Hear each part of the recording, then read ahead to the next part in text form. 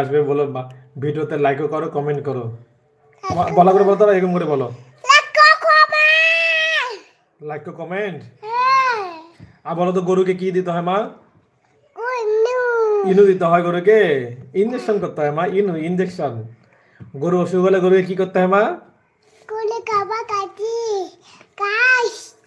আর গরুকে কি খাওয়াইতে হয় ঘাস খাওয়াইতে হয় কত বেশি বেশি করে ঘাস খাওয়াইতে হবে গরুকে ঘাস খাওয়ালে কি দেবে আমার গরু দুধ দেবে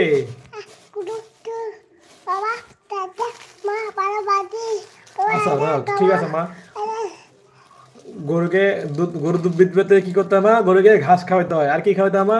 গমের ভুসি বেশি বেশি করে খাওয়াইতে হয় তাহলে গরু অল্প সময়ে বেশি দুধ দিবে আর তুমি গরুর দুধ খাবে মা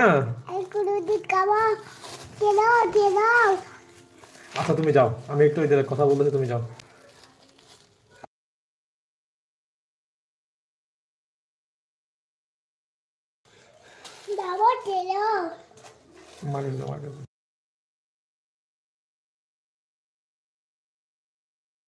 আসলে দুঃখিত এই ভিডিওর মাঝে আমার মেয়ে এসে গেছে মেয়ে আসলে ভিডিও করা দেখলে সে আসে যায় আমার কোলে বসে যায় আর মাঝে মধ্যে গরু দেখতে গেলে সে যায় সেই গরুকে ইনু দিতে চায় ইঞ্জেকশন করতে চায় ইনু দেওয়া মানে হচ্ছে ইঞ্জেকশন করা যে বলছিলাম শীতকালে গরুর কিছু বাড়তি যত্ন নিতে হয় আর অনেকে মনে করে শীতকালে গরুর স্বাস্থ্য ভালো হয় না আর শীতকালে গরু পানি কম খায় আপনার এদিকে খেয়াল রাখতে হবে শীতকালে যেহেতু ঠান্ডা এই ঠান্ডার সময় আপনার যদি আপনার গরুকে যদি একটু হালকা কুসুম গরম পানি দেন তাহলে আপনার গরু পানি খাবে আর পানি যত পর্যাপ্ত পরিমাণে বেশি খাবে যখনই বেশি খাবে গরুর দুধ বেশি দেবে এবং গরুর যে এমনি গরু মোটা তাজা করানোর জন্য যে ষাঁড় গরুগুলো আছে সেই ষাঁড় গরুর স্বাস্থ্য ভালো হবে আপনি যদি আপনার গরুকে গরুর পানি না খাওয়ান তাহলে আপনার গরুর স্বাস্থ্য ভালো হয় না এই জন্য গরু কাটে না আবার অনেকেই এই শীতকালে যেহেতু ঘাসের উৎপাদন কম হয় অনেকে ঘাস লাগায় না ঘাসের অভাব দেখা দেয় এই জন্য আগে থেকে আপনাকে সচেতন হতে হবে এই শীতকালে গরুর ঘাস জন্য আপনাকে পর্যাপ্ত ব্যবস্থা করতে হবে আপনি দরকার হলে সাইলেজ বানিয়ে রাখতে পারেন আপনি সাইলেজ বানিয়ে রাখলে আপনার ঘাসের কোনো দিন এই অভাব হবে না আর ঘাস থাকলে সাইলেজ খাওয়ালে গরুর স্বাস্থ্য ভালো হবে এবং গরুর দুধ উৎপাদন বৃদ্ধি পাবে আপনার খামারে কোনো সমস্যা হবে না এতে আপনি লাভবান হতে পারবেন যেহেতু আপনি খামারি প্রকৃত খামারি আপনি খামার করতেছেন আপনি গরু 12 মাসে পালন করতেছেন আপনাকে জানতে হবে একটা গরু পালন করতে গেলে কী কী দরকার হয় আপনার একটা গরুর এই শীতকালের কথা ধরে শীতকালে গরুর কী কী যত্ন করতে হবে শীতকালে শীতকালে গরুর কী কী লাগে অনেকেই মনে করে শীতকালে এই যদি বেশি শীত প্রচণ্ড শীত দেখা যায় তাহলে গরুর গায়ে আপনি এমনি পাটের বস্তা দিতে পারেন অথবা পুরনো কম্বল বা পুরনো কাপড় ঢাকা দিতে পারেন অনেকে এটা নিয়ে হাসাহাসি করে দরকার নাই আপনি দিতে পারেন আপনার এতে গরুর গা কিছুটা গরম থাকবে গরুর গায়ে কিছুটা উষ্ণতা থাকবে কারণ গ্রাম অঞ্চলে মানুষ 2টা 4টা 5টা গরু পালন করেন আপনারা যদি আপনার গরুর কোনো কিছু হয়ে যায় আপনার একটা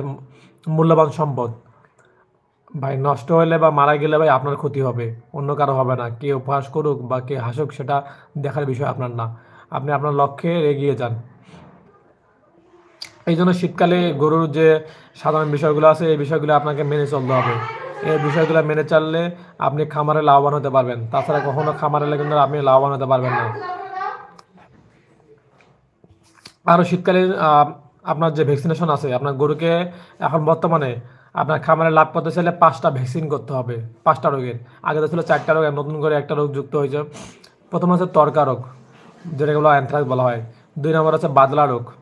ব্ল্যাক কোয়ার্টার 3 নম্বর হচ্ছে এফএমডি বা খুরা রোগ 4 নম্বর হচ্ছে গলা ফেলা রোগ আর 5 নম্বর হচ্ছে সব মারাত্মক রোগ বর্তমানে দেখা দিচ্ছে এলএসডি রোগ লাম্পি স্কিন ডিজিজ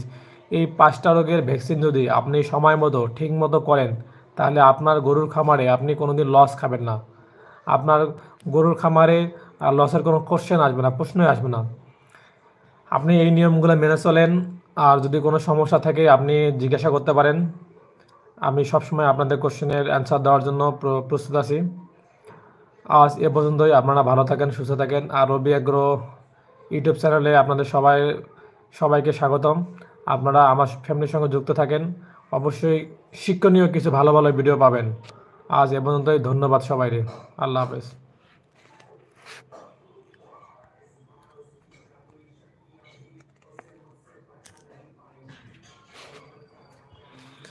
আসসালামু আলাইকুম